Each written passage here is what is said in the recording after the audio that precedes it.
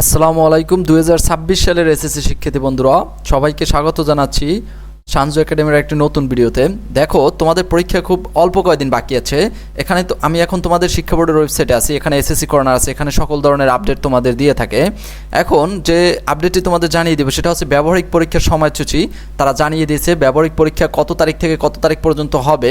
এটা অনেকে হয়তো আগে থেকে জানো, আগে থেকে পড়েছো, এবং যারা জানো না তাদের উদ্দেশ্যেই বলে দেয়।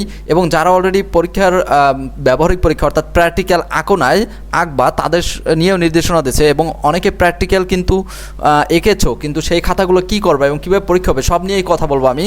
কিন্তু তার আগে দেখো, তোমাদের গণিত পরীক্ষা নিয়ে সবচাইতে এবছর বেশি ফেল করবে গণিত পরীক্ষায়। এই জন্য গণিতে যেহেতু দুটা সাবজেক্ট মিলে পাস নাই, ফার্স্ট পেপার সেকেন্ড পেপার নাই, তাই গণিতটা নিয়ে টেনশন। এখন গণিতের আমি এখানে একটা সাজেশন দিচ্ছি, এটা দেখো। এরপরে আমি এই ব্যবহারিক পরীক্ষার সময়সূচি নিয়ে কথা বলবো।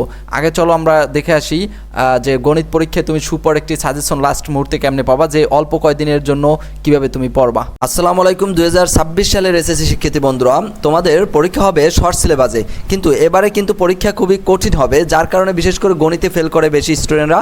কিন্তু তুমি যদি এই ভিডিওটা একটু মনোযোগ সহকারে দেখো, তুমি যদি এসএসসি 2026 হয়ে থাকো, তাহলে তোমার কাছে গণিত হয়ে যাবে একদম পানি। কারণ তুমি এটা হবে তোমার জীবনের সেরা একটি সাজেশন এবং সেরা ভিডিও। দেখো কেন সেরা হবে সেটা এই ভিডিওটা একটু দেখে তুমি বুঝতে পারবা। দেখো, আমাদের গণিতের টাইপ ভিত্তিক আমরা সাজিয়েছি আমাদের সাজেশনটা। এই মাত্র 3টে তুমি যদি অঙ্ক করো কনংয়ের জন্য, তোমার আর এই অধ্যায়ের করা লাগবে না। এই অধ্যায়, এই 11 নম্বর অধ্যায়ে কিন্তু তোমাদের একটা বা দুইটা প্রশ্ন 100% থাকবেই। দেখো, 3টে করলে সব কওয়া হয়ে গেল তোমার। কেন হয়ে গেল একটু পরে দেখাচ্ছি আমরা যে কোন কোন বোর্ডে আসছে। আবার এখানে একটু ভালো করে লক্ষ্য করো। দেখো, তোমাকে যদি আমি বলি মাত্র এই 2টা অঙ্ক তুমি যদি করো, তাহলে এই অধ্যায়ের সব অঙ্ক তুমি পারবা। কিন্তু এটাও তুমি প্রথমে বিশ্বাস করবে না, কিন্তু এটা সত্য। আমরা দেখে আসিছ এই অঙ্ক 2টা। দেখো, এই অঙ্ক দুইটা কিন্তু একই কোয়ালিটির, দুইটা একই টাইপের।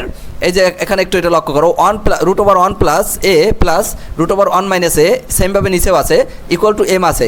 আবার সেমভাবে এই অঙ্কটা একই, এ পাশে এম না দিয়ে এই পাশে এক্স দিছে, এমকে শুধু এক্স বানাই দিছে। এটা তুমি সহজেই বুঝবা। এখন দেখো, এই অঙ্ক দুইটা যদি শুধু তুমি করো, অথবা আমি লাইভ ক্লাসে তোমাকে করাই দেই, তাহলে তুমি সাজেশন কিনলে লাইভ ক্লাসটা ফ্রি পাবা। তাহলে তুমি যেসব অঙ্ক পারবা সেটা একটু দেখাই তোমাকে। দেখো, ওই অঙ্ক দুইটা এখন দেখে চিনতে পারতেছো? এই দেখো, বিভিন্ন বোর্ডে বারবার কিন্তু এই অঙ্ক দুইটা আসছে, এইটা এবং এই হলো Dhaka board, Comilla board, Barisal board. এই যে দেখো, ওই অঙ্ক দুইটা দিয়েই কিন্তু বারবার আসছে বিভিন্ন বোর্ডে, Dhaka board, Comilla board, Barisal board, Sylhet board, Dinajpur board, Comilla board এবং রাজশাহী বোর্ড। বিভিন্ন বোর্ডে আরও ওদিকে আছে সামনে, অতগুলো না দেখালাম কারণ এক ভিডিওতে সব কিছু বলা সম্ভব না। সকল অধ্যায় এভাবে সাজানো আছে। এখন বলতে পারো তাহলে এমসিকিউটা কীভাবে পারবো। দেখো, প্রত্যেকটা অধ্যায় যদি তুমি শুধু এইরকম টাইপ ভিত্তিক করো, তাহলে সহজেই কিন্তু তুমি গণিতটা আয়ত্তে নিতে পারবে। কিন্তু তোমার টেস্ট পেপার এবং অন্যান্য গাইডে অনেক অঙ্ক, সেগুলো তোমার করা সম্ভব না। দেখো, আমরা এমসিকিউটা এভাবে টাইপ ভিত্তিক সাজিয়েছি।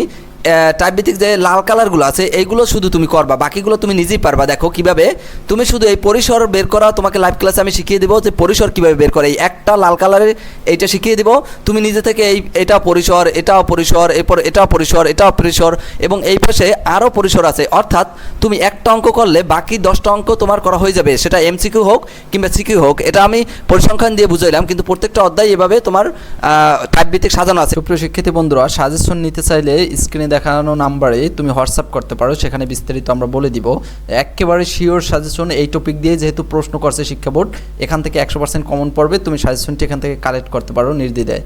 দেখো, যে বিষয়টি এখন তারাও দিয়েছে এখানে, তোমরা তো আসলে গণিতের এই যে এইটা দেখলা তোমরা, এখানে দেখো শিক্ষা বোর্ডের সকল শিক্ষা বোর্ডের প্রশ্ন কিন্তু তৈরি করা হয়ে গেছে। এখন প্রশ্ন তৈরি করার আগেই কিন্তু তারা একটা মিটিংয়ে বসে কিছু টপিক নির্দিষ্ট করে, সেই টপিকগুলোই আমরা কালেক্ট করে তোমাদের সাজেশন আকারে সাজিয়ে দিয়েছি।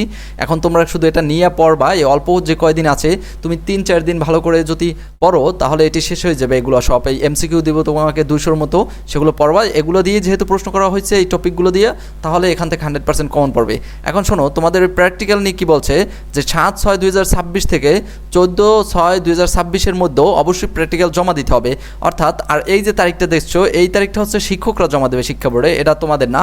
এই 2টা তারিখের মধ্যে অবশ্যই জমা দেওয়া লাগবে। এখন তোমাদের পরীক্ষা শেষ হওয়ার পর যদি এই 7 তারিখে তোমাদের পরীক্ষার বলে প্র্যাকটিক্যাল পরীক্ষার কথা, তখন কিন্তু তুমি বিপদে পড়ে যাবা যদি আগে আইকে না রাখো। এই জন্য তুমি খাতা আগে রেডি করে রাখবা। শুধু ঈদ কাটালি হবে না, তোমাদের এবছরে ঈদ নাই, যে যতটুকু ঈদ পালন করেছো যথেষ্ট। এখন প্র্যাকটিক্যাল যদি তোমার বাকি থাকে সেটা পাশাপাশি আঁকো আর পড়াশোনা করো, কারণ 7/6/2026 এই যে 7 তারিখে তোমাকে জমা দিতেই হবে, কিন্তু এটা ভালো করে দেখে নাও। তোমাদের পরীক্ষাটা শেষ হওয়ার পরের 7 থেকে 14 তারিখের মধ্যে যে কোনো একদিন তোমার পরীক্ষা হবে। তুমি কিছুই করবে না, সিম্পলি অনেকের প্র্যাকটিক্যাল পরীক্ষা নিয়ে টেনশনে থাকে যে কী করবো স্যার।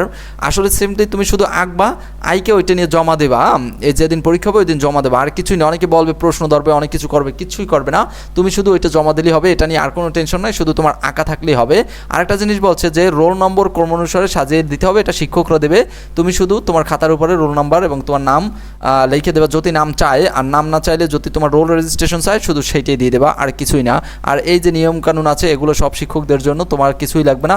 শুধু তোমার 10টার সময় শুরু হবে পরীক্ষা। এখন তোমার একটা প্রশ্ন থাকতে পারে যে আমার পরীক্ষা কবে, এটা কিভাবে বুঝবো আমি? ওইটা তোমার যেদিন পরীক্ষা শেষ হবে ওই দিন তোমাদের শিক্ষকরা বলে দেবে হলে বসে তোমাকে যে কবে প্র্যাকটিক্যাল পরীক্ষা, কোন দিন কোন পরীক্ষা, ওইটা বলে দেবে। সেই অনুযায়ী তুমি পরীক্ষাটা দেবে। এটা কিন্তু তোমার যে ফাইনাল পরীক্ষা সবগুলো শেষ হবে এর পরে, কিন্তু এর আগে না। এই তারিখটা এখানে দেখো, এই তারিখ অনুযায়ী তুমি রেডি রাখবা যে এই তারিখের ভিতরে যেন দিতে পারো। ঠিক আছে, সবার জন্য শুভকামনা রইলো। আর অবশ্যই তুমি এই সাজেশনটা, গণিত সাজেশন যেটা দেখেছো ওইটার নাম্বার দেওয়া আছে, কমেন্ট বক্সে নাম্বার দেওয়া আছে, সেখান থেকে নিয়ে অবশ্যই তুমি সাজেশনটা কালেক্ট করতে পারো।